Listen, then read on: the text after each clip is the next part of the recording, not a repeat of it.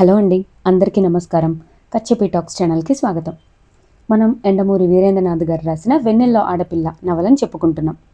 ఇంతకుముందు భాగంలో రేవంత్ తనతో ఫోన్లో మాట్లాడే అమ్మాయి చెప్పగా తన పేరు మీనింగ్ ఏంటో తెలుసుకుని తెల్లమొహం వేశాడు. ఆ తర్వాత కథ ఏం జరగబోతుందో ఈరోజు భాగంలో మనం తెలుసుకుందాం. ఇక లేట్ చేయకుండా నవలని మొదలు పెట్టిద్దాం. ఇతరులు లోనికి రాకూడదు, హద్దు మీరు వారు శిక్షింపబడదురు. గేటు పైన రాసున్న బోర్డు పక్క స్టూల్ మీద కూర్చుని గుర్కా గోడ కానుకుని నిద్రపోతున్నాడు. అతనికి నిద్రాభంగం కలిగించకుండా అతన్ని దాటుకుని పక్క నుంచి లోపలికి వెళ్ళింది సులోచన. అతన్ని చూస్తే ఆమెకి నవ్వొచ్చింది.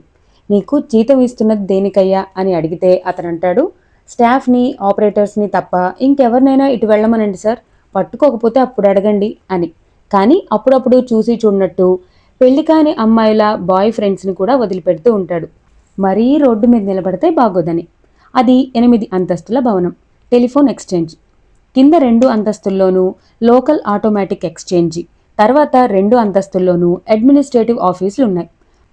5వ అంతస్తులో ఎమర్జెన్సీ స్టాఫ్ క్వార్టర్స్, 6వ అంతస్తులో లోకల్ సర్వీసెస్, 7వ అంతస్తులో ట్రంక్ సర్వీసెస్ ఉన్నాయి. 8వ అంతస్తులో ఏముందో ఆమెకు తెలియదు. ఆమె వెళ్ళలేదు. ఆమె లిఫ్ట్ దగ్గర నిలబడింది. అతి సహజంగానే అది రావటానికి 5 నిమిషాలు పట్టింది. హలో అని వినిపిస్తే పక్కకి తిరిగి చూసింది. పక్కనే అనసూయ నెలల పాపని ఎత్తుకుని ఉంది. సులోచన కళ్ళతోనే విష్ చేసింది. లిఫ్ట్ మొదటి అంతస్తు చేరగానే అనసూయ వెళ్ళి పాపని క్రచ్లో వదిలేసి వచ్చింది. ఏం చేసినా చేయకపోయినా డిపార్ట్మెంట్ ఉద్యోగినుల కోసం ఈ సాయం చేసింది చాలు. చెవులు పిండి 25 వసూలు చేస్తే చేయవచ్చుగాక, అది వేరే సంగతి. లిఫ్ట్ బాయ్కి అనసూయ సులోచన బాగా తెలుసు. ఎన్నో సంవత్సరాల నుంచి వాళ్ళు అక్కడే పనిచేస్తున్నారు. తొండ ముదిరితే ఊసరవిల్లైనా అవుతుందేమో కానీ టెలిఫోన్ ఆపరేటర్ మాత్రం ఎంతకాలమైనా ఆపరేటర్గానే ఉండిపోతుంది. మహా అయితే లోయర్ సెలక్షన్ గ్రేడ్ సూపర్వైజర్ అవుతుందేమో. ఇప్పుడిక అన్ని ఎక్స్చేంజ్లు కలిపేశాక హయ్యర్ గ్రేడ్ రావటం కలలోని మాట. భవిష్యత్తు లేని ఏకైక ఉద్యోగం. సులోచన 12 సంవత్సరాల నుంచి ఆపరేటర్గా పనిచేస్తుంది. ఆమె చూపుడు వేలు గోరికి కొంచెం కిందగా డయల్ తిప్పి తిప్పి రక్త ప్రసరణ ఆగిపోయి మాంసం గట్టిపడి చర్మం ఉరుసుకుపోయి కాయలాగా మారింది. చాలామంది ఆపరేటర్స్కి ఇది పైకి కనపడింది ఇంకొకటి ఉంది, అది నడుము నొప్పి. ఎర్రగా కాలే కొలిం ముందు కూర్చునే కార్మికుడు చల్లగాలి కోసం బయటకొస్తాడు. ఏకాగ్రతతో ఆపరేషన్ చేసే డాక్టర్ అది పూర్తయ్యాక రిలాక్స్ అవుతాడు. కానీ అనుక్షణము మిషన్లాగా పనిచేసే ఆపరేటర్ ఒక్క క్షణం తన చెవుల మీద నుంచి హెడ్ ఫోన్స్ పక్కకి తీసి కుర్చీలోంచి లేవాలంటే దానికి ఎంతో తతంగముంది. రోజుకి 7 గంటల పాటు అలా మాట్లాడుతూనే ఉండాలి. అలా వేళ్లు తిరుగుతూనే ఉండాలి. రోజు తర్వాత రోజు వస్తుంది. నెల తర్వాత నెల గడుస్తుంది. యవ్వనం తర్వాత వృద్ధాప్యం వస్తుంది. ఆ వృద్ధాప్యంలో లుంబాగో వ్యాధి వస్తుంది.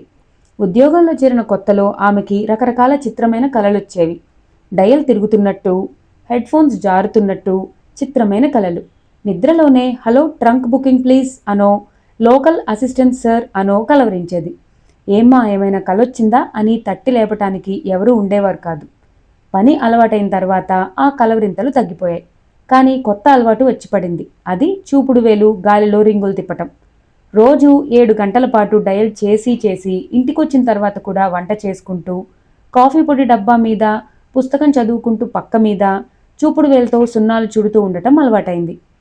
పెళ్లికాని 35 ఏళ్ల అమ్మాయి మాటిమాటికి అలా చూపుడు వేలు ఆడించటం అపార్థాలకి దారితీస్తుందని తెలిసినా ఆమె ఆ అలవాటు నుంచి బయటపడలేకపోయింది. ఆమెకు మగవాళ్లంటే అసహ్యం. దానికి చాలా కారణాలున్నాయి. ఈ అసహ్యం అనేది ఏదో ఒకసారి ఉద్భవించింది కాదు, కొద్దిగా పేరుకున్నది. ఫోన్స్ ఆమెలో మృదుత్వాన్ని చంపేశాయి. ఫోన్లో వినవచ్చే మగకంఠాలు ఆమెలోని స్త్రీ సహజమైన ప్రేమని సమాధి చేశాయి.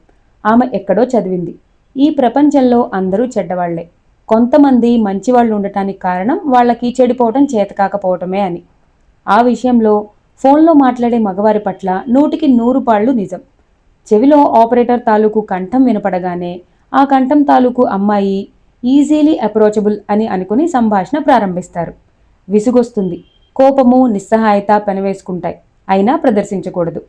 కోడ్ ఆఫ్ కండక్ట్ అని ఒకటుంది. టెలిఫోన్లున్న వాళ్ళు కోపంగా ఏదైనా మాట్లాడినా మనం ఓర్పుతో సహనంతో జవాబివ్వాలి అని ఆ కోడ్ చెప్తుంది. ఆపరేటర్స్ చూపించే ఈ సహనాన్ని, తీయటి నవ్వుని సబ్స్క్రైబర్స్ ఇంకోలా అర్థం చేసుకుంటారు. ముఖ్యంగా ఆఫీసుల్లో హోటల్లో ఉండే మగ రిసెప్షనిస్టులు, మగ ఆపరేటర్లు. వీళ్ళకి జీతం తక్కువ వస్తుందనే ఇన్ఫీరియారిటీ కాంప్లెక్స్. లాడ్జర్స్ తరపున, ఆఫీస్ తరపున మాటిమాటికి ట్రంక్ కాల్స్ అవి చేస్తూ ఉండాలి కాబట్టి ఎక్స్చేంజ్ అమ్మాయిలతో పరిచయం ఏర్పడుతుంది. ఒకే ఉద్యోగం చేస్తున్నామన్న మిషతో పరిచయం పెంచుకోవటం, తమకి వస్తున్న తక్కువ జీతం గురించి ఏడుపు, కాసింత సానుభూతి ఆశించటం, అది ఇస్తే ఆ పైన చనువు కోసం ప్రయత్నించటం. లిఫ్ట్ 6వ అంతస్తులో ఆగింది. తలుపు తెరుచుకోగానే కదిలి వెళ్ళొస్తాను అంది అనసూయ. ఆలోచనల్లోంచి తెప్పరిల్లి సులోచన తలూపింది. ఆమె వెళ్ళగానే లిఫ్ట్ కదిలింది. మళ్ళీ ఆలోచనలు. మగవాళ్ల పట్ల సులోచనకి ఇంత అసహ్యం ఏర్పడటానికి అనసూయ జీవితం కూడా కొంత కారణం. అనసూయ హుషారైన తెలివైన అమ్మాయి. పెళ్ళయ్యే సమయానికే 2 ఏళ్ల సర్వీసు పుటప్ చేసింది. భర్త అనుమానం మనిషి. భార్య ఎక్స్చేంజ్లో పనిచేయటం ఇష్టం లేదు. వస్తున్న జీతం వదులుకోలేడు. ఏదో త్యాగం చేస్తున్నట్టు మాట్లాడేవాడు. నైట్ డ్యూటీలు క్యాన్సిల్ చేసుకోమనేవాడు. అదెలా కుదురుతుంది? ఆ రోజు 0 అవర్ ముందు షిఫ్ట్ రాత్రి 12ంటికి ఇంటికి వెళ్ళలేని వారి కోసం అక్కడే పడుకోవటానికి డార్మెటరీస్ ఉంటాయి. ఎక్స్చేంజ్లోనే శైలజ అని హుషారైన అమ్మాయి ఉండేది. థ్రిల్ కోసం గూర్ఖా కన్ను కప్పి టీ తాగటం కోసం పక్కనే ఉన్న రెస్టారెంట్కి తీసుకువెళ్ళింది. అదే కొంప ముంచింది. సెకండ్ షో నుంచి వస్తూ భార్యని రోడ్డు మీద అర్ధరాత్రి చూసిన ఆ పురుష పుంగవుడి మనసులో అనుమానం ప్రవేశించి త్వరలోనే పెనుభూతమైంది. వాళ్ళు విడాకులు తీసుకునే సమయానికి ఆమెకి 3వ నెల. ఆ రోజు సులోచన కసిగా అన్నది, పాతివ్రత్యం అనేది ఫోన్లో మాట్లాడినా, నైట్ డ్యూటీలు చేసినా పోదే. నీ మాజీ భర్తని ఒకసారి ఎక్స్చేంజ్కి రమ్మను. 181లో కూర్చోబెట్టి ఎందరూ హైక్లాస్ ఫ్యామిలీ లేడీస్ మధ్యాహ్నం పూట ఫోన్లో గంటల తరబడి మాట్లాడతారో వినిపిస్తాను అని. ఇటువంటి మనుషులు, పరిసరాలు, జీవితం, ఒంటరితనపు నిరాసక్తత, వీటన్నింటిలో నుంచి ఆమెకి సంతోషాన్నిచ్చేది ఆమె కంఠం. ఫోన్లో అది ఎంతో మృదుమధురంగా వినిపించి అవతలి వాళ్ళని ముగ్ధుల్ని చేసేది. ఆమె రూపు చూడని వారు స్వరం విని ఆమెతో పరిచయం పెంచుకోవాలని ఉవ్విళ్ళూరి దెబ్బతినేవాళ్ళు. ప్రపంచం మీదున్న కసిని తనకున్న పరిధిలో సాధ్యమైనంత వరకు ఇలా తీర్చుకునేది. అయితే ఆమె శాడిస్ట్ కాదు, కసి అంతే. లిఫ్ట్ 7వ అంతస్తులో ఆగింది. ఆమె లాకర్స్ దగ్గరికి వెళ్ళి తన హ్యాండ్ బ్యాగ్ అందులో పెట్టి హాల్లోకి వెళ్ళింది. ఎయిర్ కండిషన్డ్ హాలు చల్లగా ఉంది. డిపార్ట్మెంట్లో ఒకప్పుడు ఏ సెక్షన్ కావలిస్తే అది ఇచ్చేవారు. సీనియర్స్ అందరూ 181 కోరుకునేవారు. అక్కడి నుంచి అయితే మనకు కావలసిన ఫోన్లు చేసుకోవచ్చు. అయితే అబ్జర్వేషన్ సెల్ సంభాషణ టేప్ చేసి మెమో ఇచ్చే అవకాశం కూడా ఉంది. 180 పొజిషన్లో చాలా ఎక్కువ పని ఉంటుంది. అందులోనూ 10 అయిందంటే ఇక వర్షం కురిసినట్టే కాల్స్. ఆఫీసుల నుంచి, బిజినెస్ మెన్ నుంచి. తమ మీద ఇంత ప్రపంచం ఆధారపడి ఉండటం ఆమెకి చిత్రంగా ఉంటుంది. ఒక్కసారిగా ఈ టెలిఫోన్స్ పనిచేయడం మానేస్తే ఏమవుతుంది? మానవ జీవితం స్తంభించిపోదు. నవ్వుకుంటూ అటెండెన్స్ రిజిస్టర్లో సంతకం పెట్టబోతూ ఆమె ఆగింది తన పేరు చూసి. లోచన అంటే కళ్ళు, సులోచన అంటే మంచి కళ్ళున్నది అని, రాజసులోచన అంటే మంచి వాటిలో గొప్పవైన కళ్ళున్నది అని. వెళ్ళి అద్దంలో తన కళ్ళను చూసుకోవాలన్న కోరిక కలిగింది. కానీ సూపర్వైజర్ తిడుతుందని మానేసింది. ఆమెదా రోజు 181. పొజిషన్ పని కొద్దిగా తక్కువ ఉంటుంది. అదే 199లో అయితే లోకల్ అసిస్టెంట్స్కి రోజుకి దాదాపు 16,000 దాకా కాల్స్ వస్తాయి. ఒక్కో ఆపరేటరు గంటకి 60 కాల్స్ దాకా అటెండ్ అవ్వాలి. అంటే నిమిషానికి 1. మరి చూపుడు వేలు కాయగాయకేం చేస్తుంది? ఒకసారి ఆమె 199లో 10 గంటల నుండి 1 గంట వరకు 402 కాల్స్ అటెండ్ అయింది. రికార్డ్ బ్రేక్ అది. ఏమిటో ఆలోచిస్తున్నావు?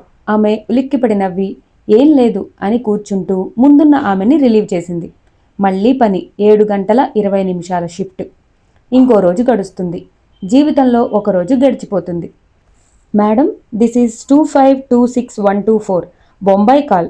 బుక్ చేసి 2 గంటలైంది. పొజిషన్ చెప్తారా? మేడం, కదిరిమెట్ల లైన్స్ ఎలా ఉన్నాయి? ఎస్టీడీ సంగతి ఎవరిని కనుక్కోవాలి మేడం?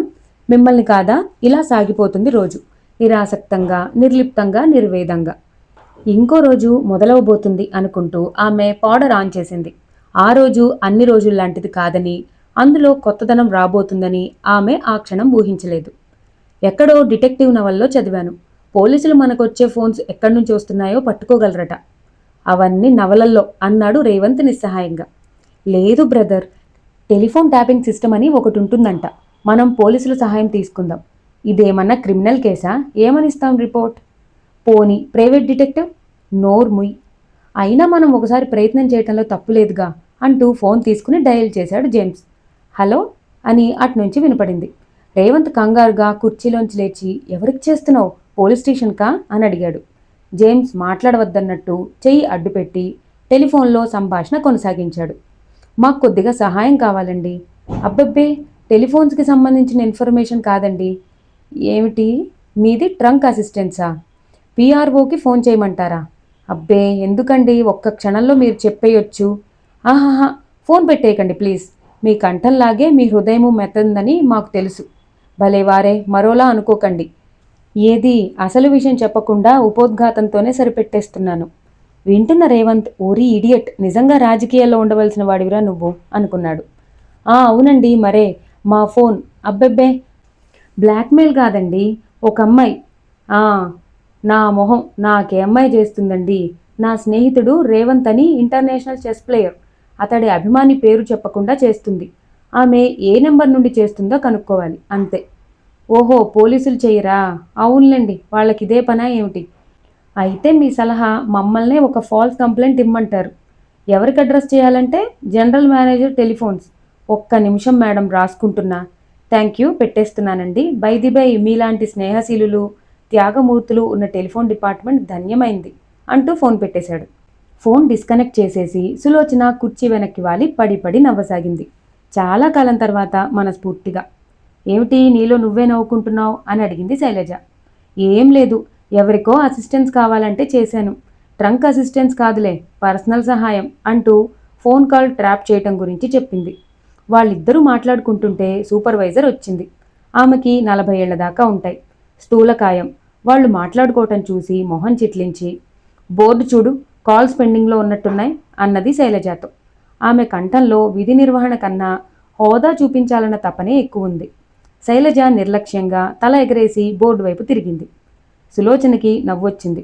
శైలజకి ఆమెకి ఒక్క క్షణం పడదు. చాలా రోజుల క్రితం జరిగింది అది. శైలజ 102లో ఉంది. ఆ రోజు ఓ అబ్బాయి ఫోన్లో ఆమెని వేధించసాగాడు. ఆమె కంఠం చాలా బావుందని, ఆమెను చూడకపోతే అంబులెన్సే గతి అని వగైరా. సాధారణంగా ఆపరేటర్స్ ఇటువంటి కాల్స్ పట్టించుకోరు. వారికిది మామూలే. మరీ శృతి మించితే మానిటర్కి కంప్లైంట్ చేస్తారు. ఆమె ఎన్నిసార్లు డిస్కనెక్ట్ చేసినా మళ్ళీ చేసేవాడు. పొజిషన్ 102 అవడంతో ఆమెకే వచ్చేది. 102 కాల్కి ఛార్జ్ ఉండదు. ఏవండి, రేపు తిరిగి ఊరెళ్ళిపోతున్నాను, ప్లీజ్ ఈరోజు కలవండి అంటూ వేధించసాగాడు. గుంటూరులో అతడికి పొగాకు బిజినెస్ ఉందట. బీకాం పాస్ అయ్యాడట. వగైరా వివరాలన్నీ చెప్పసాగాడు. ఆమెకి ఒళ్ళు మండిపోతుంది. ఊరు వెళ్లబోయే ముందు ఒక సాయంత్రం గడపటానికి ఇంకెవరూ దొరకలేదన్నమాట అని తిట్టుకుని సూపర్వైజర్కి చెప్దామా అనుకుని మళ్ళీ ఎందుకులే అని ఊరుకుంది. అందులోనూ సూపర్వైజర్ మనస్తత్వం ఆమెకు తెలుసు. ఇలాంటి అవకాశం దొరికితే అన్యాపదేశంగా ఏదో విసుర్లు విసురుతూ ఉంటుంది. శైలజ మౌనాన్ని మరోలా అర్థం చేసుకుని ఆ కుర్రవాడు మరింత ముందుకు సాగాడు. రాత్రి సినిమా గురించి, డిన్నర్ గురించి కూడా మాట్లాడసాగాడు. ఇంకా లాభం లేదనుకుని, మీ వయసు ఎంతండి అని అడిగింది. ఆమె ఆ మాత్రం ఇంట్రెస్ట్ చూపించేసరికి అతడు పొంగిపోయి 20 అన్నాడు. 20 ఏళ్లకే ఇంతలా తయారయ్యావా నాయనా అనుకుని, మరి నన్నెలా గుర్తుపడతారు అని అడిగింది. దాందేముందండి, మీ ఆఫీస్ అయ్యే టైంకి నేను వచ్చి గేటు దగ్గర నిలబడతాను. అట్నుంచి అటే సినిమాకి, ఆ తర్వాత డిన్నర్కి, ఆ తర్వాత అంటూ నసిగాడు. వస్తున్న కోపాన్ని బిగబట్టి శైలజ, మరి నన్నెలా గుర్తుపడతారు అని అడిగింది. చెప్పండి, మీరే రంగు చీర కట్టుకున్నారు? ఇంతలో భుజం పక్క నుంచి ఏమిటమ్మాయి, ఎవరు అని వినిపించడంతో డిస్కనెక్ట్ చేసింది. సూపర్వైజర్ మంగళ క్రూరంగా చూస్తూ ఉంది. నల్ల చీరలో కాళిలా ఆ క్షణం కనపడింది. ఆమె వెళ్ళిపోయిన నిమిషం తర్వాత మళ్లీ ఫోన్ మోగింది. ఏమిటి, డిస్కనెక్ట్ చేశారు? అబ్బే, ఏం లేదు, సాయంత్రం 5ంటికి ఎక్స్చేంజ్కి వచ్చేయండి. నేను బస్ స్టాప్లో నిలబడి ఉంటాను. గుర్తుపట్టడం చాలా తేలిక. ఈరోజు కట్టుకున్నది నల్ల చీర. కొంచెం లావుగా ఉంటాను. పోతే మీరు నన్ను చూసి డిసప్పాయింట్ అవుతారేమో. నా వయసు 40. అబ్బెబ్బే, ఏం పర్లేదు, అసలు ఆ వయసు వాళ్ళంటేనే నాకు ఇష్టం అన్నాడు. ఓహో, అలాగా ఇడియట్ అని మనసులో అనుకుని, మీరెలా వస్తారు, ఆటోలోనా అని అడిగి, అతడు అవుననగానే, ఆటో మీరు ఆపగానే నేనెక్కితే బాగోదు, చూసేవాళ్ళు ఏమైనా అనుకుంటారు అంది. మరేం చేద్దాం? నేను నిలబడిన దగ్గర ఆటో ఆపి దిగి, హలో మంగళ అని పలకరించండి. నా పక్కనెవరూ లేకపోతే వెంటనే వచ్చేస్తాను.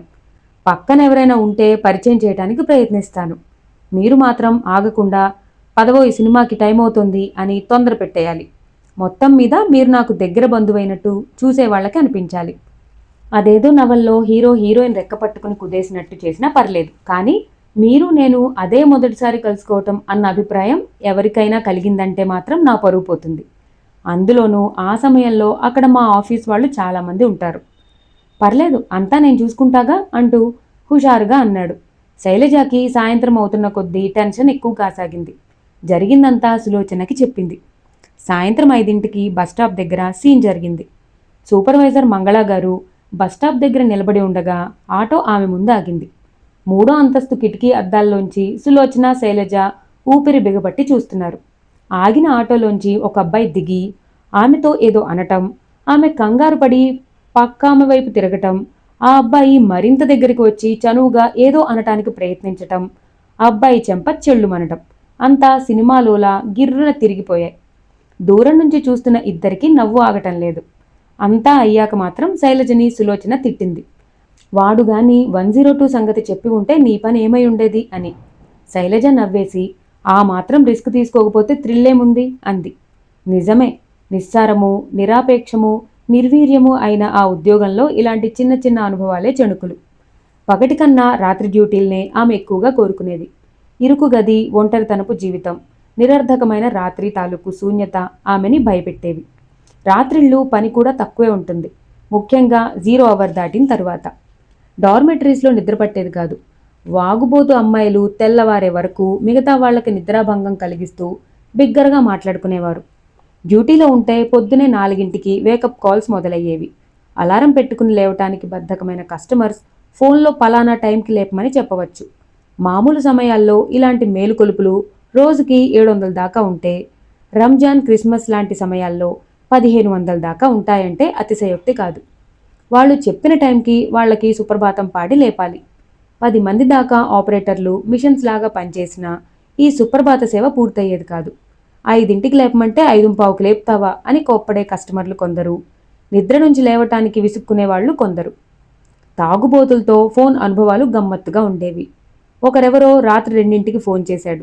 బాగా మందు కొట్టినట్టున్నాడు.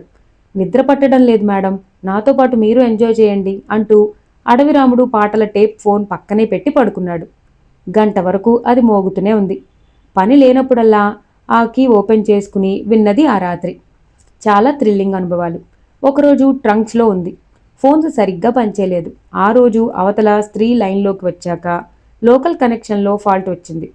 సులోచన క్షమాపణలు చెప్పి తిరిగి ప్రయత్నించసాగింది. పర్లేదు మేడం, నెమ్మదిగా ట్రై చేయండి అంది ఆమె. ఢిల్లీ నుంచి వచ్చిన కాల్ అది. కనెక్షన్ ఇచ్చాక సగంలో తిరిగి డిస్కనెక్ట్ అయింది. యువతల మంత్రిగారు కంగారు పడి వెంటనే సరిచేయండి, అవతలున్నది ప్రైమ్ మినిస్టర్ అన్నాక గాని సులోచనకి తెలిసింది కాదు తనని మేడం అని సంబోధించింది ప్రధానమంత్రి ఇందిరాగాంధీ అని. ఒళ్లంతా టెన్షన్, కంగారు, జీవితంలో మరపురాని అనుభూతి. డిసెంబర్ 31 రాత్రి డ్యూటీలో ఉంటే ఇక ఒకటే అభినందనల పరంపర. ఎందరో మహానుభావులు కొత్త సంవత్సరం గ్రీటింగుల్ని కొత్త పాత లేకుండా ఫోన్లో అందించేవారు, ఫ్లయింగ్ కిసెస్తో. వచ్చిన కొత్త సంవత్సరం పాతబడితే మళ్ళీ ఇంకో కొత్త సంవత్సరం పాతబట్టం కోసం వచ్చేది. వచ్చి వెళ్ళిపోయే కొత్త పాతల మధ్య తను మాత్రం నిశ్చలంగా, నిర్వేదంగా నిద్రమాత్రల సాయంతో నిర్లిప్తంగా ఉండేది. అసిస్టెంట్ ఇంజనీర్ టేబుల్ మీద ఎదురుగా కూర్చుని కంప్లైంట్ రాసుకున్నాడు రేవంత్.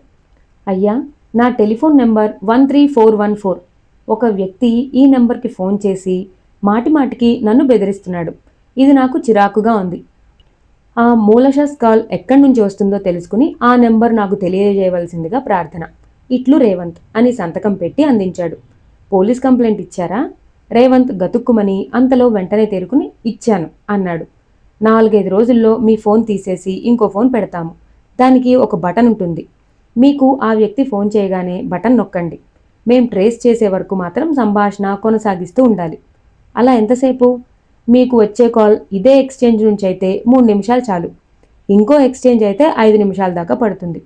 ఫోన్ 10 రోజుల పాటు అలా అబ్జర్వేషన్లో ఉంచుతాం. ఈ లోపల ఆ బ్లాక్మెయిలర్ ఫోన్ చేస్తాడని ఆశిద్దాం. 10 రోజులెందుకు, ప్రతిరోజు చేస్తుంది అని వెంటనే నాలుగు ఖర్చుకున్నాడు. చేస్తుంది అంటే ఆడ బ్లాక్మెయిలరా? ఆశ్చర్యంగా అడిగాడు ఇంజనీరు.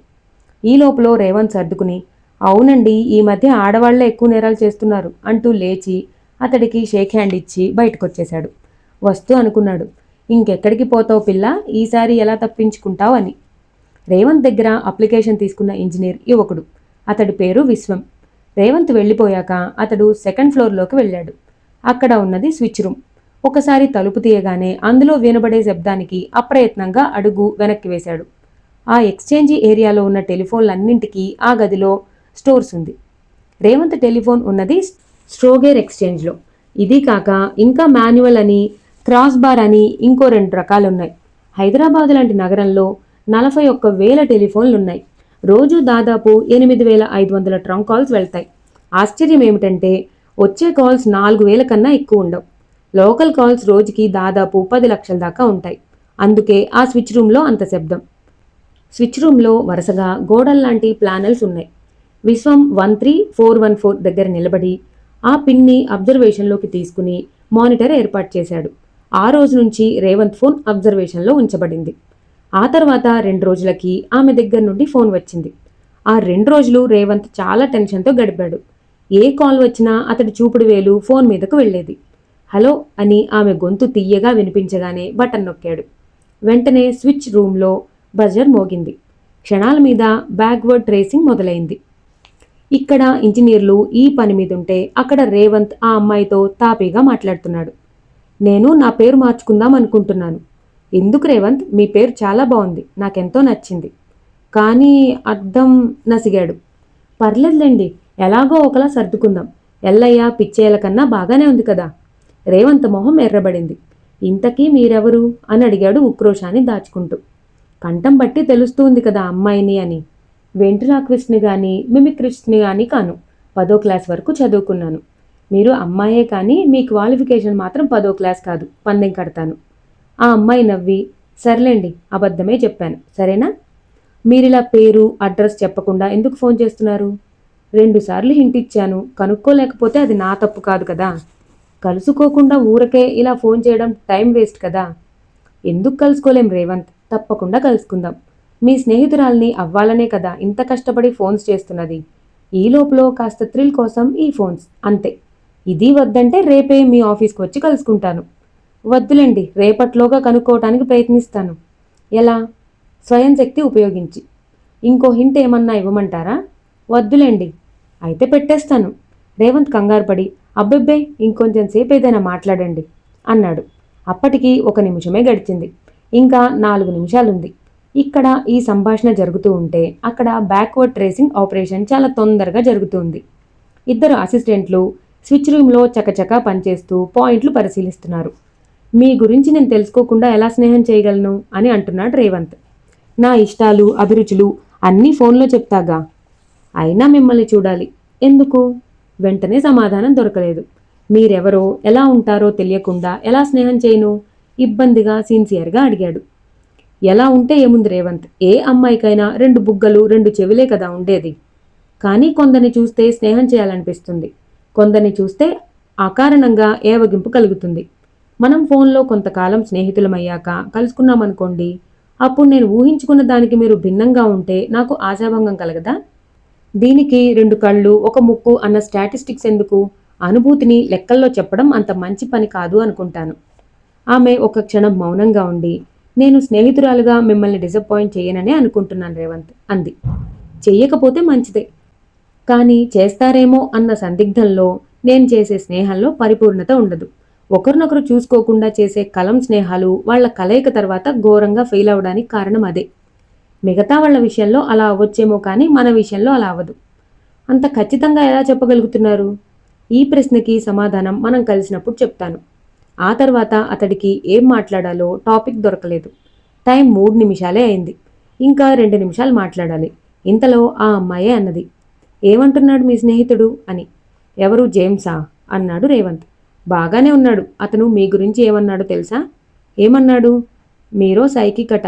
సాధారణంగా ఇలా ఫోన్లు చేసే వాళ్ళలో చాలా తక్కువ మంది చిలిపిగా అల్లరి చేసే అమ్మాయిలు ఉంటారట. చాలామంది తమ మానసిక వ్యధ తప్పించుకోవటానికి ఇలా అవుట్లెట్లు చేసుకుంటారట. అతడు నిజమే చెప్పాడు. కానీ నేను చాలా మందిలోకి రాను, తక్కువ మందిలోకి వస్తాను మామూలుగా అంది. రేవంత్కి ఆశ్చర్యం వేసింది. తన మాటలకి కోపం వస్తుందనుకున్నాడు, కానీ నిజాన్ని నిజంగా తీసుకుంటుందని అనుకోలేదు. ఆమెకి కోపం తెప్పించాలనే అతడి ఉద్దేశం కూడా. ఆ కోపంలో తన గురించి చెప్తుందని ఆశ. అంటే మీరు చిలిపిగా అల్లరి చేసే అమ్మాయి అన్నమాట. ఆహా అంటూ నవ్వింది. ప్రత్యూషం రాకముందే పాలవెన్నెల్లో పరికిణీ కుచ్చిళ్ళు పైకి కట్టి గొబ్బిళ్ళో ఎమ్మ గొబ్బిళ్ళో అని పాడుకుంటూ ముగ్గు వేసే ఆడపిల్ల. వెన్నెల్లో ఆడపిల్ల చప్పున అన్నాడు. పేరు బాగుంది, అలాగే పిలుస్తాను, నాకు అభ్యంతరం లేదు అని ఆగి నెమ్మదిగా మొన్నెందుకు టెలిఫోన్ ఎక్స్చేంజ్కి వెళ్ళారు రేవంత్ అని అడిగింది. పక్కలో బాంబు పడ్డట్టు అదిరిపడి మీకెలా తెలిసింది అని అడిగాడు. అదేమిటి రేవంత్, మీతో స్నేహం చేయబోయే ముందు మీ దినచర్య గురించి తెలుసుకోకపోతే ఎలా? అవును, చిన్న పనుండి వెళ్ళాను అంటూ ఉండగా అతడికి ఒక ఆలోచన వచ్చింది. తను ఆమె ఫోన్ నంబర్ కనుక్కోబోతున్నట్టు ఆమెకు తెలిసిందేమో, అందుకనే ఇంటి దగ్గర నుంచి కాకుండా బయట నుంచి ఎక్కడి నుంచైనా ఫోన్ చేస్తుందేమో. ఇప్పుడు ఆమెని ఆ ఫోన్ దగ్గరే తను అక్కడికి వెళ్లే వరకు ఆపు చేయాలి. అతడో క్షణం ఏం చెయ్యాలా అని ఆలోచించి కంఠం అమాయకంగా మార్చి, మీరు మొన్న ఒక లెక్క చెప్పారు, జ్ఞాపకం ఉందా? అలాంటి లెక్కే ఇంకొకటి చెప్పండి అన్నాడు. అప్పుడు కనుక్కోలేకపోయాను, ఈసారి కనుక్కోగలనేమో, ప్రయత్నిస్తాను. ఏది, నా టెలిఫోన్ నెంబర్కి సంబంధించిన లెక్క? అవును, మీ నెంబర్ కనుక్కుంటాను, పోతే నాకు 5 నిమిషాలు టైం ఇవ్వాలి అన్నాడు. అతని మనసులో ఆలోచన వేరు. ఆమెని ఎలాగైనా 5 నిమిషాల పాటు ఆ ఫోన్ దగ్గర ఆపు చేయాలి.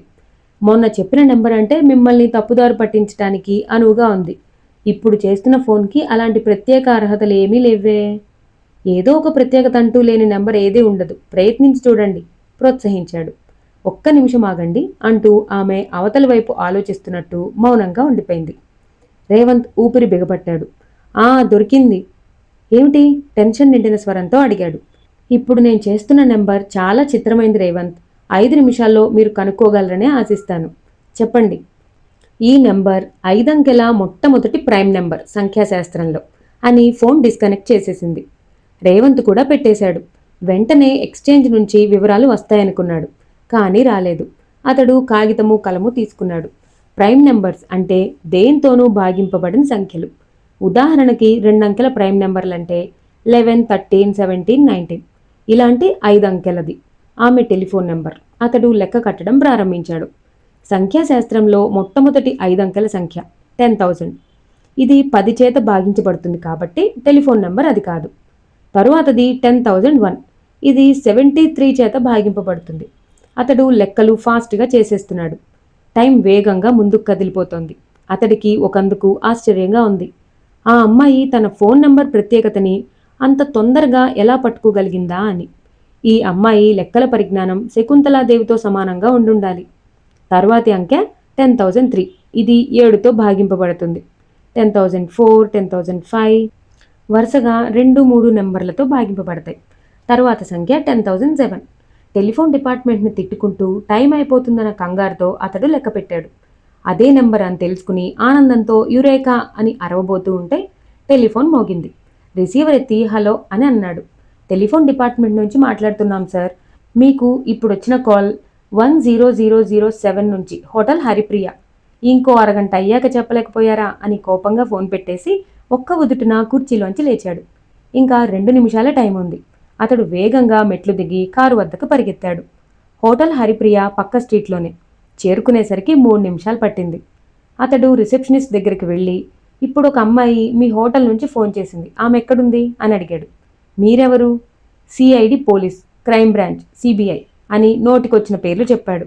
దాంతో రిసెప్షనిస్ట్ బెదిరి, మేము అమ్మాయిలకి రూమ్లు ఫోన్లు ఇవ్వమండి అన్నాడు. ఇప్పుడు ఈ నెంబర్ నుంచే మాకు ఫోన్ వచ్చింది అని గద్దించాడు. రిసెప్షనిస్ట్ నసుగుతూ, ఒక 314లో మాత్రం ఒక అమ్మాయి దిగిందండి, గంట అయింది అన్నాడు. రేవంత్ మరీ ఆగలేదు. లిఫ్ట్ కోసం కూడా చూడకుండా 3వ అంతస్తుకి పరిగెత్తాడు. రూమ్ నెంబర్ 314 చీకటిగా ఉంది. తలుపు తోసుకుని లోపలికి ప్రవేశించాడు. ఒక్కసారిగా వెలుతురు నుంచి చీకట్లోకి ప్రవేశించటం వల్ల కళ్ళు కనపట్టం లేదు. తడుముకుని స్విచ్ వేశాడు, అంతే. కెవ్వున రాబోయిన కేక గొంతులోనే ఆగిపోయింది. పిడికిళ్ళు బిగుసుకున్నాయి. అతి కష్టం మీద తనని తను కంట్రోల్ చేసుకుంటూ వెనుదిరిగాడు. అప్పుడే ఒక పోలీస్ ఇన్స్పెక్టర్ ఆ గదిలోకి ప్రవేశిస్తున్నాడు. గది మధ్యలో 16 ఏళ్ల అమ్మాయి శవం వేలాడుతోంది. గంట తరువాత రేవంత్ పోలీస్ స్టేషన్లో మొహం దాచుకుని నిస్సహాయంగా కూర్చుని ఉన్నాడు. చాలాసేపు టఫ్ ఇంటరాగేషన్ జరిగింది. అతడికున్న పలుకుబడి, ఇంటర్నేషనల్ ఫేము దేనికి పనికిరాలేదు. ఆ అమ్మాయి ఎవరో తీరిగ్గా హోటల్లో రూమ్ తీసుకుని ఇన్స్పెక్టర్కి ఫోన్ చేసి మరీ చచ్చిపోయింది. మీరు ఆ రూమ్కి ఎందుకు వెళ్ళవలసి వచ్చింది రేవంత్? ఇన్స్పెక్టర్ అడిగాడు. పొరపాటున. అయితే ఏ రూమ్కి వెళ్ళబోయి పొరపాటున ఆ రూమ్కి వెళ్ళారు? ఆ ప్రశ్నకి రేవంత్ వద్ద సమాధానం లేదు. రిసెప్షనిస్ట్కి మీరు సిఐడి అని ఎందుకు చెప్పారు? అది నేరం కాదా? రేవంత్ మాట్లాడలేదు. అతడికి సుందరామూర్తి పాట జ్ఞాపకం వచ్చింది. ఎరక్కపోయి వచ్చాను అని పాడుకోవటమే తరువాయి. ఇప్పుడిక ఇన్వెస్టిగేషన్ ఇంకా ముందుకు సాగుతుంది. తను టెలిఫోన్ డిపార్ట్మెంట్లో ఇచ్చిన కంప్లైంట్ వివరాలు బయటపడతాయి. ఎవరో తనను బ్లాక్మెయిల్ చేస్తున్నారని రాసిచ్చిన కంప్లైంట్ బయటపడుతుంది. ఈ మధ్య ఆడ బ్లాక్మెయిలర్లు కూడా బయలుదేరుతున్నారని తను అన్న మాట ఆ ఇంజనీర్ పోలీసులకు చెబుతాడు. తనకి ఆ రోజు 10007 నుంచి ఫోన్ కాల్ వచ్చిందన్న విషయం తనకి చెప్పామని స్విచ్ రూమ్ అసిస్టెంట్లు వాంగ్మూలం ఇస్తారు. వెంటనే తను హోటల్ హరిప్రియాకు బయలుదేరి ఆ రూమ్లో ఉన్న బ్లాక్మెయిలర్ అమ్మాయిని హత్య చేసి గోవిందా గోవిందా అనుకున్నాడు. ఇక తన పరువు ప్రతిష్ట అన్నీ వెంకట్రమణ గోవిందా, వాటి సంగతి దేవుడెరుగు. ఉద్యోగం, జైలు, జీవితం తిరుక్షవరం. మిస్టర్ రేవంత్, మీరు కూడా మా ప్రశ్నలకి దేనికి సరిగ్గా జవాబు చెప్పడం లేదు. మీరు చదువుకున్నవారు. మీ మీద 3rd డిగ్రీ ఉపయోగించడం నాకు ఇష్టం లేదు. రేవంత్ ఉలిక్కిపడ్డాడు. తనని నేరం ఒప్పుకోమని ఇన్స్పెక్టర్ ఇండైరెక్ట్గా చెప్తున్నాడు. అతడికి దుఃఖం రాలేదు. తన మూర్ఖత్వం మీద తనకే జాలి వేసింది. ఎవరో అమ్మాయి ఫోన్ చేస్తే ఆమెకి వెన్నెల్లో ఆడపిల్ల అని పేరు పెట్టుకున్నాడు. ఆ అమ్మాయిని వెతకటానికి పెద్ద హీరోలా బయలుదేరాడు. దీనికి వెనుక ఒక ముఠా ఉన్నదని, తన చుట్టూ జాగ్రత్తగా వల బిగించడానికే ఈ నాటకం ఆడారని తెలుసుకోలేకపోయాడు. వాళ్ళకు కావలసిన హత్య వాళ్ళు చేసేసి తనని అందులో ఇరికించారు. ఆ అమ్మాయి సంబరంలో తన ఆ ట్రాప్లో ఇరుక్కుపోయాడు. ఇడియట్లా. మరో అరగంట సేపు ఇంట్రాగేషన్ జరిగింది. అది వాదోపవాదంగా మారింది. ఇన్స్పెక్టర్ కోపంతో, ఓకే మిస్టర్ రేవంత్, మెజిస్ట్రేట్ ముందు మిమ్మల్ని హాజరుపరుస్తాం. ఆ తర్వాత మిగతాది చూసుకుందాం అన్నాడు. మీరు రావటానికి 2 నిమిషాల ముందే నేను హోటల్ గదిలోకి వెళ్ళాను. ఆ విషయం రిసెప్షనిస్ట్ చెప్తాడు. ఈ 2 నిమిషాల్లో నేను చంపటము, వేలాడగట్టడము జరిగిందంటారా? ఆవేశంగా అడిగాడు రేవంత్. ఇన్స్పెక్టర్ తాపీగా, ఆ లాజిక్ అంతా కోర్టులో చెప్పుకుందరు గాని అని పోలీస్ వైపు తిరిగి, ఇతన్ని లాకప్లో పెట్టు అన్నాడు. ఆ మాట వినగానే రేవంత్ చువ్వలా కుర్చీలోంచి లేచి, ఇది అన్యాయం అని అరిచాడు. సాక్షిగా తీసుకొచ్చి నా లాయర్ని కలుసుకునే అవకాశం ఇవ్వకుండా ఇక్కడికిక్కడ నా మీద ఛార్జెస్ ఫ్రేమ్ చేయడం అన్యాయం. ఇన్స్పెక్టర్ కోపంగా, మిస్టర్ రేవంత్, ఏ పని ఎప్పుడు చేయాలో మాకు తెలుసు అని గద్దించాడు. అతన్ని లాగి కొడదామన్నంత కోపం వచ్చింది. మళ్ళీ అదో నేరం అవుతుందని ఊరుకున్నాడు. నిస్సహాయతతోనూ రోషంతోనూ అతడి కళ్ళ వెంట నీళ్లు రావటమే తరువాయి. నవ్వులాటకి చూస్తూ చూస్తూ ఉండగానే ఎలా ఇందులో ఇరుక్కుపోయాడు? ముందు అరెస్టు, తర్వాత బెయిలు, తర్వాత జడ్జిమెంటు, జైల్లో జీవితం. పదండి అన్నాడు పోలీస్ దగ్గరకొచ్చి. రేవంత్ అతడి వైపు అయోమయంగా చూశాడు. ఇన్స్పెక్టర్ టేబుల్కి 10 అడుగుల దూరంలో ఊచల అవతల నుంచి ఒక జేబులు కొట్టే ఖైదీ చోద్యం చూస్తున్నట్టు నవ్వుతున్నాడు. రేవంత్ లేవకపోవడంతో పోలీస్ భుజం పట్టుకున్నాడు. ఓ 500 వాళ్ళకివ్వండి సార్, వాళ్ల వ్యాన్లో ఇంటికి మర్యాదిచ్చి పంపిస్తారు అన్నాడు ఖైదీ. లాఠీ వాడి మొహం మీద తగిలింది. ఇన్స్పెక్టర్ నవ్వుతున్నాడు. గత్యంతరం లేనట్టు రేవంత్ లేచాడు. అతడికి ఇదంతా కలో నిజమో అర్థం కావటం లేదు. నిద్రలో నడిచినట్టు లాకప్ వైపు నడిచాడు. నడుస్తూ ఉండగా ఫోన్ మోగింది. ఇన్స్పెక్టర్ నిర్లక్ష్యంగా ఫోన్ ఎత్తి, హలో 2 టౌన్ అన్నాడు. కానీ క్షణంలో అతడి కంఠంలో అకస్మాత్తుగా మార్పు వచ్చింది. చప్పున లేచి నిలబడి అటెన్షన్లోకి వచ్చి, ఎస్ సార్ అన్నాడు. అతడిలో వచ్చిన మార్పుకి రేవంత్ ఆశ్చర్యంగా గమనిస్తున్నాడు. ఇన్స్పెక్టర్ నుదుటి మీద చెమట్ని మాటిమాటికి తుడుచుకుంటున్నాడు. ఫోన్ పట్టుకున్న చెయ్యి కంపిస్తూ ఉంది. ఎస్ సార్, అవును సార్ అని తప్ప ఇంకేమీ అనటం లేదు. అతడి ధోరణి చూస్తుంటే అవతల నుంచి ఫోన్ చేస్తున్నది ఇన్స్పెక్టర్ జనరల్ ఆఫ్ పోలీస్కి తక్కువ హోదాలో ఉన్న వ్యక్తి కాదు అనిపిస్తోంది. లేదు సార్, ఆత్మహత్య నోట్ పెట్టే చనిపోయింది. అవును సార్, నాకు ఫోన్ చేసింది జీవితం మీద విరక్తి చెందిందట. ఇప్పుడే వచ్చాడు సార్, రిసెప్షనిస్ట్ చెప్పాడు. వదిలేస్తున్నా సార్, ఫైల్ మూసేస్తున్నాను. ఫోన్ టక్కున పెట్టేసి తన వైపే చూస్తున్న రేవంత్ దగ్గరికి సాదరంగా వెళ్ళి తోడ్కుని వచ్చాడు ఇన్స్పెక్టర్. రండి కూర్చోండి మిస్టర్ రేవంత్, వీఆర్ సారీ, అసలు ఆత్మహత్య అది. అనుమానాస్పద పరిస్థితిలో మీరు కనబడ్డారు కాబట్టి మిమ్మల్ని ఇంట్రాగేట్ చేయవలసి వచ్చింది. జరిగిందంతా మర్చిపోండి. హే 204, ఒక కాఫీ తీసుకురా అయ్యగారికి. రేవంత్కి ఆశ్చర్యంగా ఉంది. తన నిరపరాధిత్వం, తన సిన్సియర్ కన్ఫెషన్, దొరికిన రుజువులు, సాక్ష్యాలు, వీటన్నిటికన్నా ఒక ఫోన్ కాల్ ఎక్కువ ఫలితాన్ని చూపించటం. అంతలో బయట కారు వచ్చి ఆగిన శబ్దం. రేవంత్తో పాటు ఇన్స్పెక్టర్ బయట వరకు వీడ్కోలు ఇవ్వటానికి వచ్చాడు. బయట ఎండలో టయోటా మిలమిలా మెరుస్తోంది. ఆ డ్రైవర్ నమ్రతగా డోర్ తెరిచి పట్టుకున్నాడు.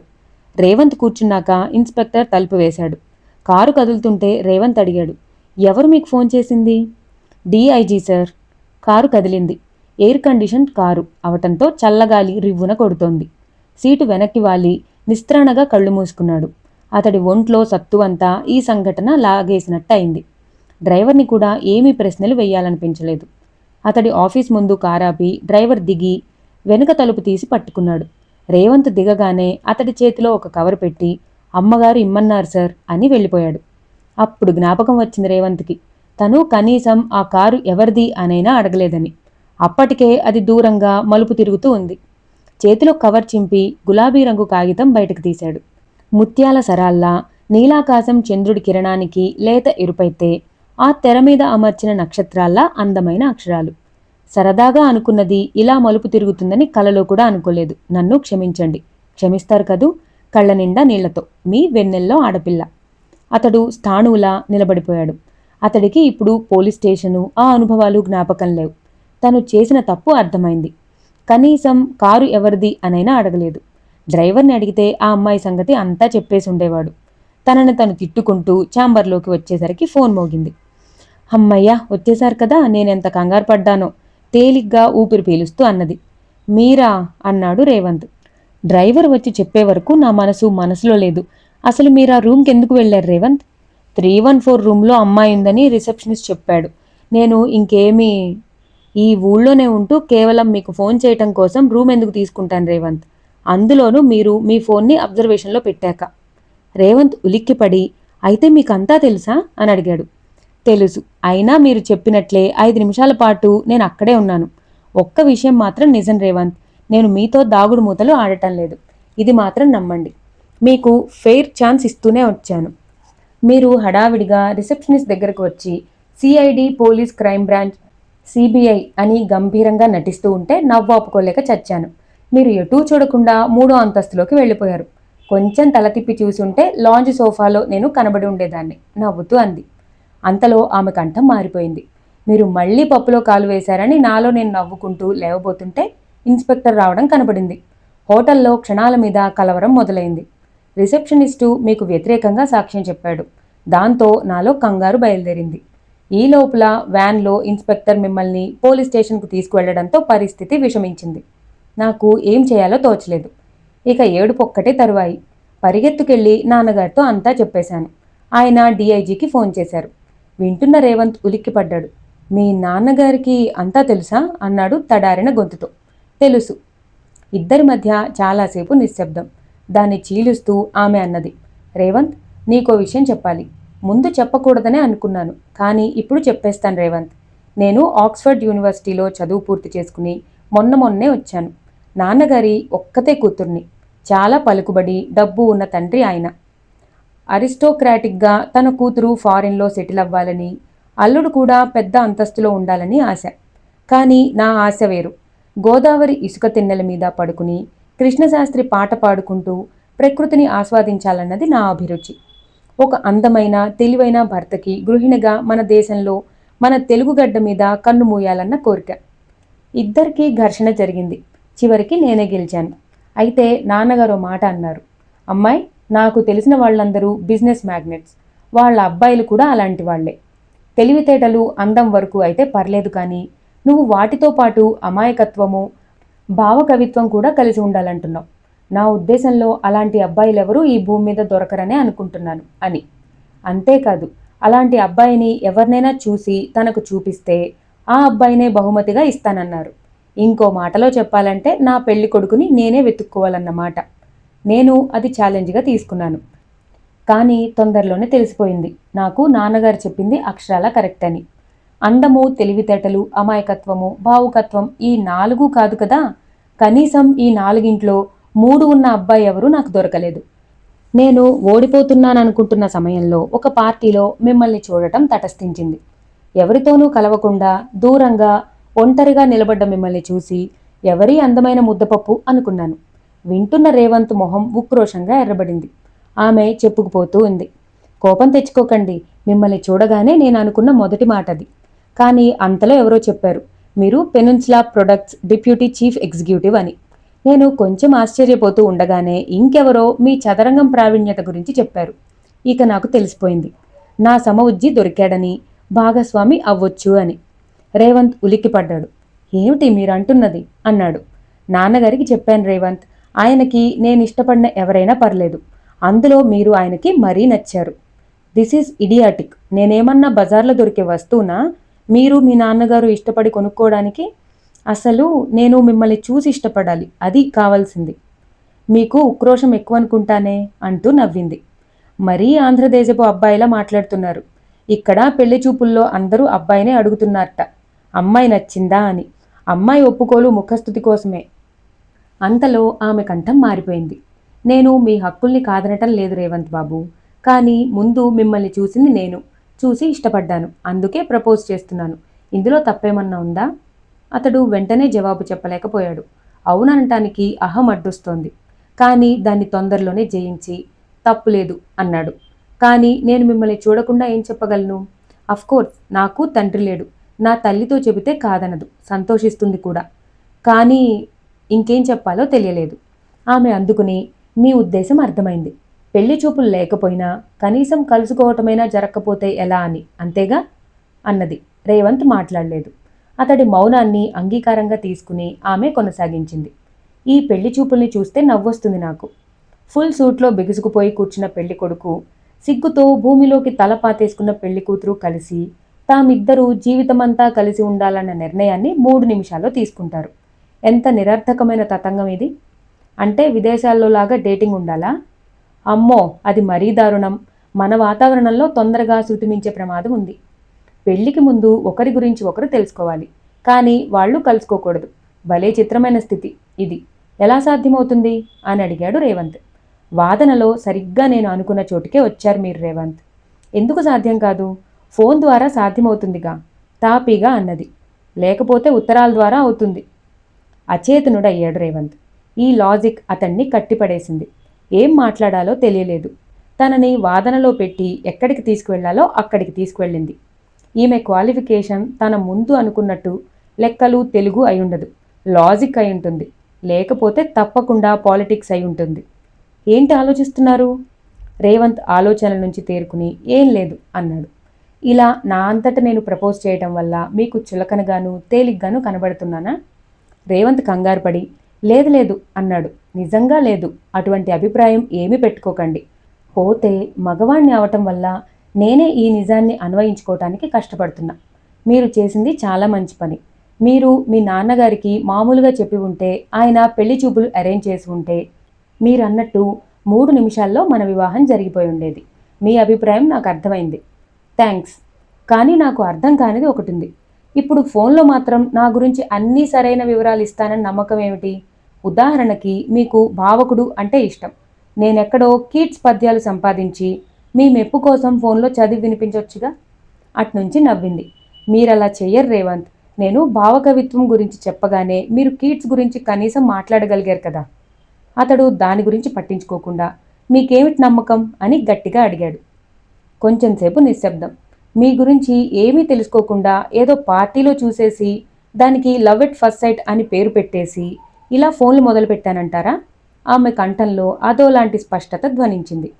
జీవితాన్ని నేను చాలా క్యాలిక్యులేటెడ్గా తీసుకుంటాను రేవంత్. దయచేసి దీన్ని మీరు గర్వం అనుకోవద్దు. మిమ్మల్ని నేను చూసినప్పటి సమయానికి మీకు మొదటిసారి ఫోన్ చేయటానికి మధ్య 2 నెలల టైం గడిచింది. నేను స్నేహితుడిగా ఎన్నుకోబోయే వ్యక్తి నాకు తగినవాడే అన్న నిర్ణయానికి రావటానికే నాకు ఇంత టైం పట్టింది. ఈ టైంలో మీ గురించి అంతా తెలుసుకున్న తర్వాతే మీకు ఫోన్ చేశాను. రేవంత్ ఉత్సాహంగా ముందుకు వంగి, నా గురించి ఏం తెలుసుకున్నారు మీరు అని అడిగాడు. అంతా అంటే మీ అభిరుచులు, మీ అలవాట్లు, మీ వ్యక్తిత్వం వగైరా అంతా చెప్పాలంటే చాలా టైం పడుతుంది. పర్లేదు చెప్పండి, నేను ఖాళీగానే ఉన్నాను అన్నాడు రేవంత్. అతడికి చాలా ఆత్రంగా తన గురించి ఆ అమ్మాయి ఏం చెబుతుందో తెలుసుకోవాలనుంది. తన తండ్రి బతికి ఉన్నప్పుడు ఏం చేసేవాడు, తాము ఎంతమంది సంతానం, తన జీవితం, ఆ వివరాలన్నీ చెబుతుంది అనుకున్నాడు. కానీ అతడు ఊహించినట్టు కాక ఆమె వివరణ మరోలా సాగింది. మీరు చాలా సెన్సిటివ్ రేవంత్. మీరెంత సెన్సిటివ్ అంటే ఎవరైనా మీకు సాయం చేయబోయినా ఆ సాయాన్ని పొందటం మిమ్మల్ని మీరు తక్కువ చేసుకోవటంగా భావిస్తారు. అందువల్ల మీరు మీ చుట్టూ గిరిగీసుకుని బతుకుతున్నట్లు బయట వారికి కనిపిస్తారు. మిమ్మల్ని అర్థం చేసుకోవటానికి చాలా ఓర్పు కావాలి. మీ జీవితాశయాన్ని ఎప్పుడూ ఎత్తులో ఉంచుకోవటం, దాన్ని సాధించడం కోసం నిరంతరం కృషి చేయటం, వీటితోనే మీకు సరిపోతుంది కాబట్టి మామూలు ఆనందాల జోలికి పోరు. మీతో జీవితాన్ని పంచుకోబోయే భాగస్వామికి అదొక్కటే కష్టం అయితే మీకెప్పుడు కోపము విసుగు రాదు కాబట్టి అది అదృష్టం. జీవితం పట్ల మీకు చాలా నిర్దుష్టమైన అవగాహన ఉంది. మన వయసు వాళ్ళకి చాలా మందికి లేని అర్హత. ఏ వాతావరణంలోనైనా ఏ పరిస్థితిలోనైనా చొచ్చుకుపోయి దాన్ని మీరు మీకు అనుగుణంగా మార్చుకుంటారు. అందుకే అదో రకమైన వికర్షణీయమైన స్టైల్ మీది. డబ్బు విషయంలో చాలా కరుగ్గా ప్రవర్తిస్తారు. ఖర్చు పెట్టే ప్రతి పైసాకి Marshall theory of marginal utility లెక్క కడతారు. ఈ ప్రపంచంలో మీరు ప్రేమించే ఏకైక వ్యక్తి మీ తల్లిగారు. 5 గంటల పాటు చదరంగం ఎలా మీ దినచర్యలో పాలు పంచుకుంటుందో, 1 గంట పాటు మీ తల్లిగారితో గడపకపోతే మీరు అలా ఏదో కోల్పోయినట్టు బాధపడతారు. మీ స్నేహితుడు జేమ్స్లా మీరు జీవితం పట్ల నిరాసక్తంగా, నిస్సారంగా, నిర్వేదంగా మారకుండా ఉండటానికి కారణం మీ తల్లిగారు, ఆమె ఆప్యాయతే. ఉద్యోగం విషయంలో మీరు అబోవ్ యావరేజ్ అంతే. మీ దృష్టి అంతా చదరంగం మీదే. కనీసం మీ చుట్టూ రోజు తిరిగే పెనిన్సులా ప్రొడక్ట్స్ అమ్మాయిల పేర్లు కూడా మీకు తెలియవు. ఆ విధంగా మీ కాబోయే భార్య అదృష్టవంతురాలు. పోతే చదరంగం మీ మొదటి భార్య కాబట్టి ఆ కోణంలో దురదృష్టవంతురాలు. 16 ఏళ్ల అమ్మాయితో మాట్లాడటం కన్నా చదరంగం బల్ల ముందు కూర్చోవటం మీకు బాగుంటుంది. మీ ఆలోచనలని ఇతరులతో పంచుకోవటం కన్నా మీలో మీరే దాచుకోవటానికి ఎక్కువ ఇష్టపడతారు. మెదడు కన్నా హృదయానికి ఎక్కువ ప్రాముఖ్యత ఇస్తారు. మీకేమీ వ్యసనాలు లేవు. అలా అని మీకు లేని అలవాటు లేదు. అన్నింటికన్నా గొప్ప విషయం మీలో నాకు నచ్చింది ఏంటంటే జీవితాన్ని మీరు తీర్చిదిద్దుకున్న విధానం. ఒక లక్ష్యం కోసం దాన్ని చాలా సిస్టమేటిక్గా ఉంచుకోవటం. గత 5 సంవత్సరాలుగా మీరెప్పుడూ 5 దాటి నిద్రపోలేదు. ఇక మీకున్న చెడ్డ అలవాట్లలో అన్నింటికన్నా పెద్దదేమిటంటే ఆఫీస్కు వచ్చే ముందు అరగంట సేపు ఆడపిల్లల అద్దం ముందు కూర్చోవటం. వింటున్న రేవంత్ మొహం ఎర్రబడింది. ఇంకో గుణం ఏమిటంటే ఏ చిన్న విషయం మీకు వ్యతిరేకంగా విన్నా మీ మొహం ఎర్రబడటం. ప్రస్తుతం అలాగే ఎర్రబడి ఉండటం. రేవంత్ ఉలిక్కిపడ్డాడు. ఆమె కంఠం మారిపోయింది. ఇవన్నీ ఎంతో కష్టపడి, ఎంతో ఖర్చు పెట్టి నేను సంపాదించుకున్న వివరాలు. ఇప్పుడు చెప్పండి రేవంత్, 3 నిమిషాల పెళ్లి చూపుల్లో కన్నా ఎక్కువ వివరాలు సేకరించి పెట్టుకున్నానా లేదా? రేవంత్ మాట్లాడలేదు. ఏదో అద్భుతమైన దృశ్యాన్ని చూస్తున్నట్టు, ఒక వినూత్నమైన విషయాన్ని వింటున్నట్టు స్తబ్దంగా ఉండిపోయాడు. అసలు ఇదంతా ఎలా సాధ్యమైందో అతడికి అర్థం కావటం లేదు. చెప్పండి రేవంత్, నేనిలా మిమ్మల్ని ఎన్నుకోవటంలో తప్పు లేదని, మీకు ఫోన్ చేయటం స్త్రీ సహజమైన సరిహద్దుల్ని అతిక్రమించలేదని చెప్పండి. మీరు మౌనంగా ఉంటే మీకు స్నేహితురాలు కాబోయే అమ్మాయి ఇంతలా తెగించటం మీకు ఇష్టం లేదని నేను భావించవలసి ఉంటుంది. ఆమె మాటల్ని మధ్యలో ఖండిస్తూ లేదు లేదు అన్నాడు రేవంత్. నేనింకా షాక్ నుండి తేరుకోలేదు. అసలు నాకు నమ్మశక్యం కాకుండా ఉంది ఇదంతా. మీరెలా కనుక్కున్నారు? ఆ విషయం ఇక వదిలిపెట్టేద్దాం. నేను అడిగిన దానికి చెప్పండి. ఈ అమ్మాయి ఏమిటి పెద్ద మగరాయిళ్ళ నా గురించి అన్నీ వాకప్ చేసి మరీ ప్రపోజ్ చేయటం ఏమిటి అని మీకు అనిపించటం లేదు కదా? లేదు అన్నాడు రేవంత్. కానీ నేను ఒక విషయం మాత్రం చెప్పదలుచుకున్నాను. మనం కలుసుకుని నేను మిమ్మల్ని చూశాక నా అంతిమ నిర్ణయం చెప్తాను. ఆమె అట్నుంచి నవ్వింది. నేను అందవికారాన్ని కప్పిపుచ్చుకోవటం కోసం ముందే ఇలా ఫోన్ చేసి నా తెలివితేటలతో మిమ్మల్ని ఇంప్రెస్ చేయడానికి ప్రయత్నిస్తున్నానని మీరు అనుకోవటంలో తప్పులేదు.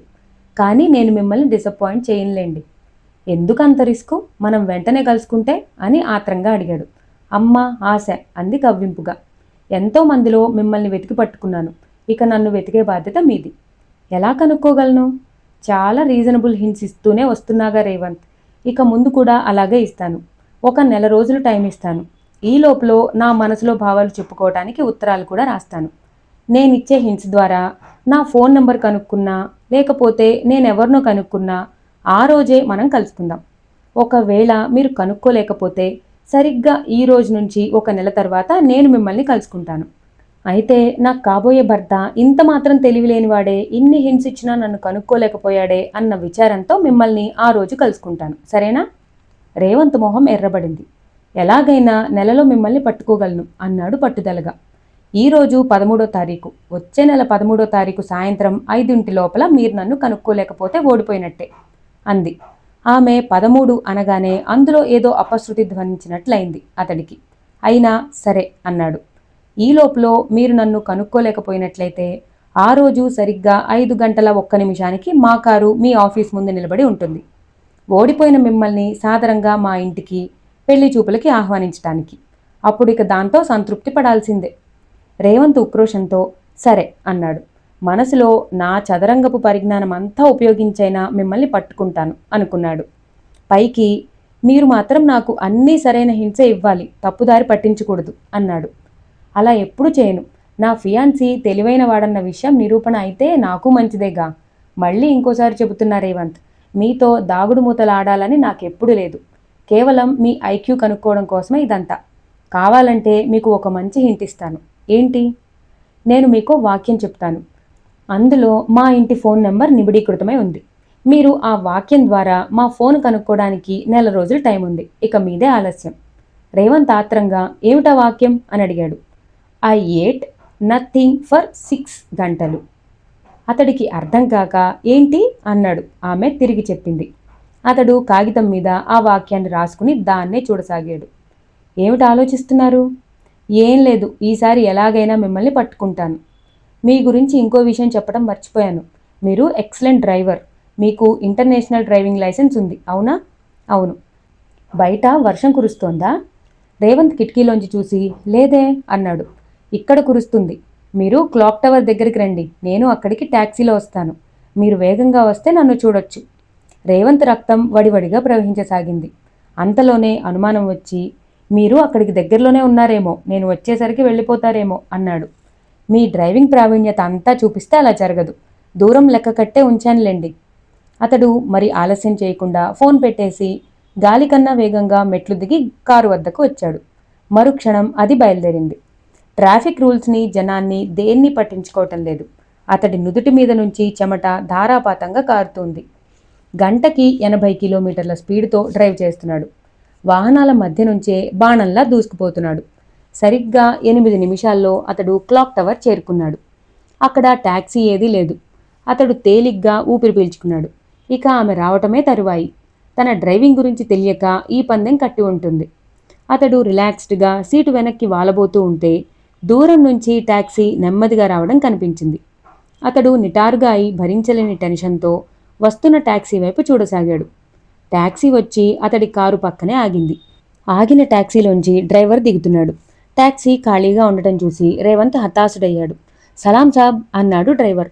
ఆ అమ్మాయి ఏదైనా కబురు ఇచ్చి ఉంటుందన్న ఆశతో రేవంత్, ఏమోయ్, ఇప్పుడు నీ కారు ఎవరైనా ఎక్కారా అని అడిగాడు. ఓ అమ్మాయి గారు ఎక్కారు సార్, అదిగో ఆ టైప్ ఇన్స్టిట్యూట్లోకి వెళ్లారు. రేవంత్ చువ్వల ఆ ఇన్స్టిట్యూట్లోకి పరిగెత్తాడు. లోపల 4-5 మిషన్లున్నాయి, కానీ స్టూడెంట్స్ ఎవరూ లేరు. ప్రొప్రైటర్ మాత్రం సీరియస్గా ఏదో రాసుకుంటున్నాడు. రేవంత్ బయటకొచ్చేసరికి ట్యాక్సీ వెళ్ళిపోతూ ఉంది. ఇంతలో అలికిడికి యజమాని తలెత్తి చూశాడు. రేవంత్ ఆత్రంగా, ఇప్పుడు ఎవరైనా అమ్మాయి లోపలికి వచ్చిందా సార్ అని అడిగాడు. కనీసం ఆమె రూపురేఖలైనా కనుక్కుందామని. రేవంత్ మాటలు అతడు విన్నట్టు లేదు. తల పైకెత్తి శూన్యంలోకి చూస్తూ గంభీరంగా, వచ్చేవాళ్ల కోసం వెళ్లేవాళ్ల కోసం విప్లవం ఆగదు, అది నిరంతరం, ఇంక్విలాబ్ జిందాబాద్ అని తిరిగి రాసుకోవటం మొదలుపెట్టాడు. రేవంత్ అదిరిపడ్డాడు. అనుమానం వచ్చి తరువాత తల వంచి చూశాడు.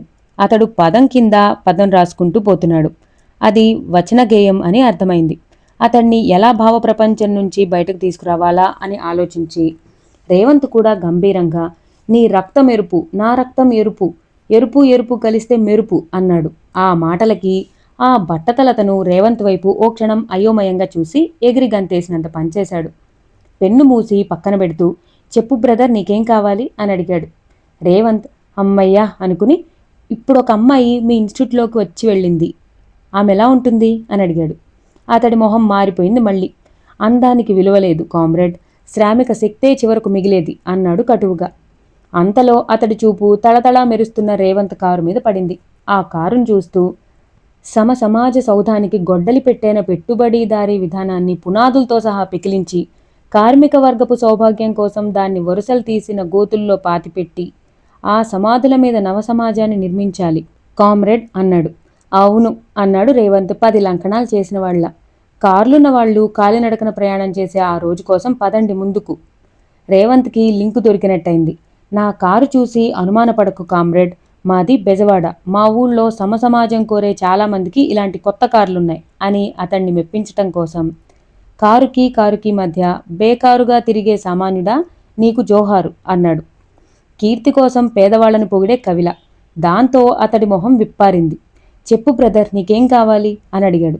రేవంత్కి ఒక్కసారి సత్తు వచ్చినట్లయి, ఒక అమ్మాయి ఇప్పుడు ఇక్కడికి వచ్చింది. ఎందుకొచ్చింది, వచ్చి ఎటువైపు వెళ్ళింది అని అడిగాడు. అవును వచ్చింది, ఏం చెప్పకుండా గిర్రును తిరిగి వెళ్ళిపోయింది. ఎందుకొచ్చిందో తెలీదు. తనని ఫూల్ చేయటానికే ఆమె అలా అక్కడికి వచ్చి వెళ్ళిపోయిందని రేవంత్కి అర్థమైంది. కనీసం ఆ టాక్సీ వాడిని అడిగినా ఆమె ఎక్కడ ఎక్కిందో చెప్పేవాడు. ఇప్పుడు అంతా అయిపోయిన తర్వాత లాభం ఏమిటనుకుని, మీరు ఆ అమ్మాయిని చూశారా అని అడిగాడు. చూశాను. రేవంత్ రక్తం వడివడిగా ప్రవహించసాగింది. టేబుల్ మీద చేతులు ఆంచి ఆత్రంగా ముందుకు వంగి, ఆమె ఎలా ఉంటుందో కాస్త ఉన్నదున్నట్లుగా వర్ణించు కామ్రేడ్ అన్నాడు. అతడు మౌనం వహించి తన ప్రపంచంలోకి వెళ్ళిపోయి కొంచెం సేపటికి ఉన్నట్టుండి కళ్ళనీళ్లు పెట్టుకున్నాడు. రేవంత్ కంగారు పడ్డాడు. కానీ అంతలోనే అతను సర్దుకుని, ఆ రోజులు మళ్ళీ రావు అన్నాడు. ఏ రోజులు? మా ఆవిడతో కలిసి ఉన్న రోజులు. ఇప్పుడు లేదా ఆవిడ? ఎదురింటి దర్జీవాడితో లేచిపోయింది. అప్పటినుంచే నేను మార్క్సిజానికి అంకితమయ్యాను. అప్పటి వరకు సామాజిక స్పృహ, ఆకలి ఈ రెండే విప్లవాన్ని సృష్టిస్తాయనుకున్నాడు రేవంత్. కానీ సంసార సుఖం లేకపోయిన వాళ్ళు కూడా మార్క్సిజం నీడలో ఆశ్రయం పొందుతారనుకోలేదు. ఓదార్పుగా, అంతకుముందు ఏం చేసేవాడివి అని అడిగాడు. వచన గేయాలు, భావకవిత్వం రాసేవాడిని. నీ భావకవిత్వపు ఊహకి ఇప్పుడొచ్చిన అమ్మాయి సరిపోలేదా కామ్రేడ్ అంటూ సబ్జెక్ట్లోకి లాగటానికి ప్రయత్నించాడు రేవంత్. అతడు గాఢంగా విశ్వసించి, ఆ అమ్మాయిని చూశాకే నా పూర్వపు రోజులు గుర్తొచ్చాయి. నిజంగా ఆ అమ్మాయి, అవి కళ్ళు కావు, తామరాకు డొప్పలు, ఆ ముక్కు అంటూ తడుముకున్నాడు. పోలిక కోసం ఆగకు కామ్రేడ్, అమ్మాయి ఎలా ఉందో చెప్పు చాలు. అందంగా ఉందా? అందమే, అసలు అందమే. ఆమెను చూసి నేర్చుకోవాలి. ముక్కు సంగతి వదిలిపెట్టు బ్రదర్. తెల్లగా ఉందా? తెలుపా? ఇదిగో ఈ మల్లె దీనికన్నా తెల్లగా ఉంది. నేల మీద పడిన మల్లెని చూడగానే రేవంత్ గుండె వడివడిగా కొట్టుకోవటం ప్రారంభించింది. దాన్ని జాగ్రత్తగా అందుకుని భద్రంగా దాచుకున్నాడు. ఆమె జడ నుండి జారిన మల్లె అందుకుంటూ, ఆ అమ్మాయి ఇంకా ఎలా ఉంది అని అడిగాడు. బంగారు బొమ్మ కామ్రేడ్. పోతే నా నోటి నుంచి బంగారం అన్న పదం వచ్చినందుకు క్షమించు. కానీ ఆ అమ్మాయి మాత్రం బంగారు బొమ్మలా వచ్చింది. మౌనంగా మెట్లు దిగి వెళ్ళిపోయింది. చంద్రబింబంలా గుండ్రటి మొహం, పోకచెక్కలా చిన్న నోరు, అన్నిటికన్నా ముఖ్యంగా ఆ ముక్కు. రేవంత్ ఏడుపు మొహం పెట్టి, ఆ ముక్కు సంగతి వదిలిపెట్టు బ్రదర్, ఇంకో విషయం చెప్పు అన్నాడు. ఇంకో విషయమా? అయితే విప్లవం అంటూ అతడు ప్రారంభించేసరికి బాబో అంటూ రేవంత్ బయటకొచ్చేశాడు. ఇక అతడి దగ్గర వివరాలు రాబట్టడం తివిరి ఇసుమున తైలము తీయటమే అనుకుని రేవంత్ కార్ స్టార్ట్ చేసి కొద్దిగా ముందుకు పోనిచ్చాడో లేదో వెనక నుంచి, ఆగు కామ్రేడ్, ఒక ముఖ్య విషయం గుర్తొచ్చింది అని వినిపించింది. రేవంత్ చటుక్కున బ్రేక్ వేసి ఆత్రంగా వెనుతిరిగి విండోలోంచి చూశాడు. అతడు పరిగెత్తుకుంటూ దగ్గరకొచ్చి రొప్పుతూ అన్నాడు, కామ్రేడ్, ఆ పోలిక ఏమిటి అని కొట్టుకు చేస్తున్నాను. గుర్తుకొచ్చింది, ముక్కు సంపెంగ. ఇక్కడ మనం మన నవలకి ఒక చిన్న బ్రేక్ ఇద్దామండి. మళ్ళీ వచ్చే భాగంలో తర్వాత కథ ఏమైందో తెలుసుకుందాం. ఈ వీడియో మీ అందరికీ నచ్చినట్టయితే నా ఛానల్ని ఖచ్చితంగా సబ్స్క్రైబ్ చేసుకోండి.